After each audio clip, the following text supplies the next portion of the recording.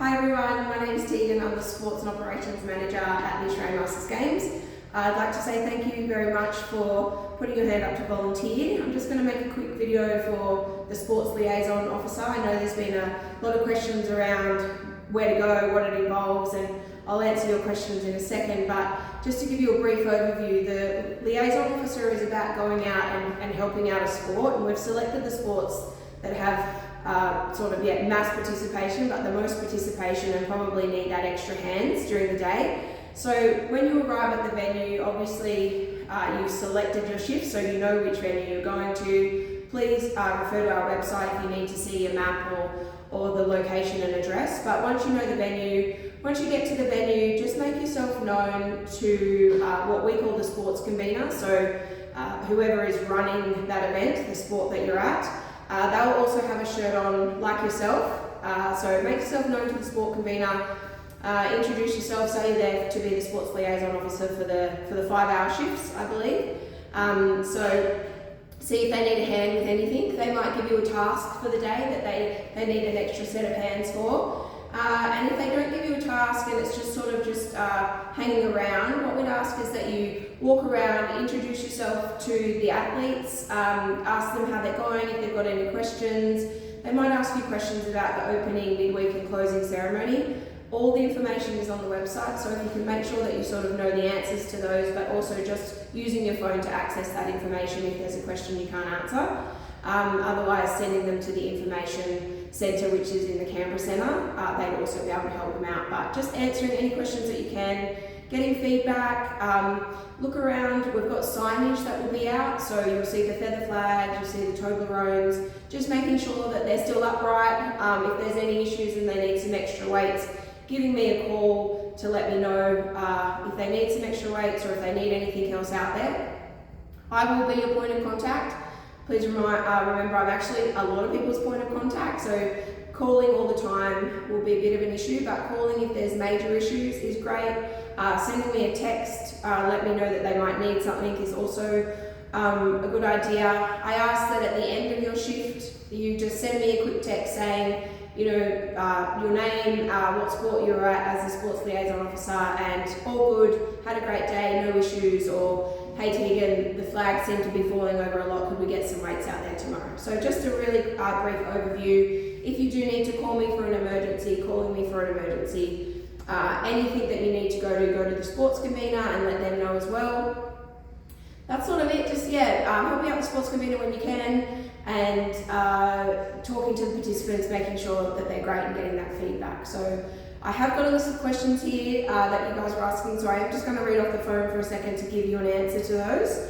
So the first one is, where do they go when they get to the venue? We'll be very clear about that. Make yourself known to the sports convener. If you can't find them at first, do not stress. They're probably just super busy. So just hanging around.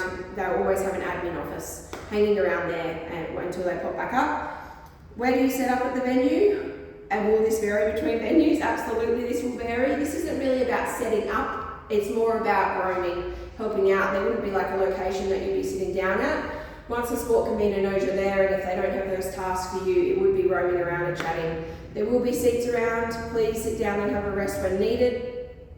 What tasks will they do? We've just spoken about that. Where do they go if they have a question? Same thing. If you have a question and it's about opening, closing ceremony or something about the games, if you can refer to the website, saving and calling me to answer these questions. But if this is a major question that you need an answer to, please do feel free to call me. I'll check back in with the sports convener.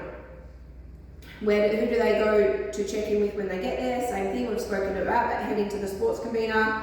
Where do they go if there's an accident? So if there's an accident, there'll be sports trainers on site for all the major sports that you guys will be going to. So sports trainers will be on site. They will be dealing with any incidences. So if there is a major incident, they know what to do. So they've got a chain that they follow up, which then follows up to me.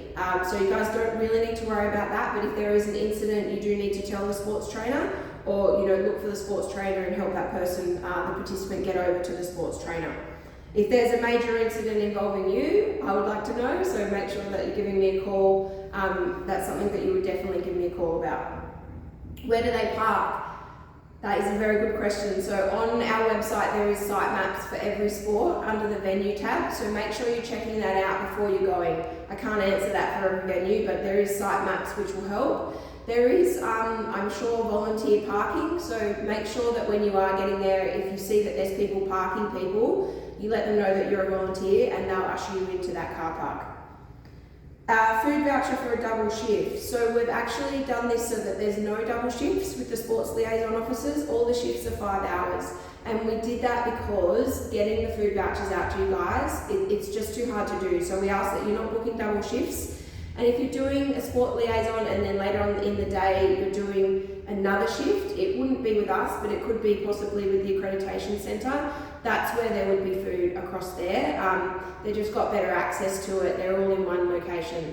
So that's where you would be getting your food or food voucher from.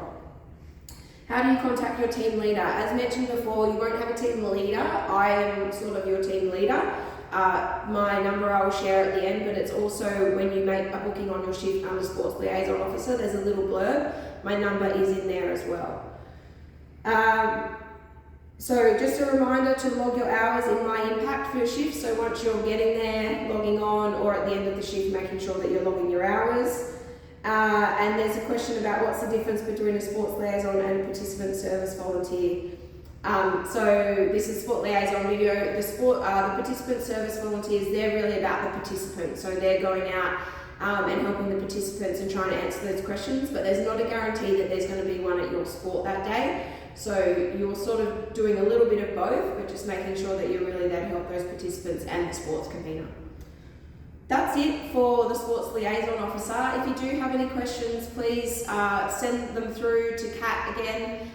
She can forward them through to me. But for those finishing your shift, my number is 0410 970 809. My name again is Tegan, so save that in your phone.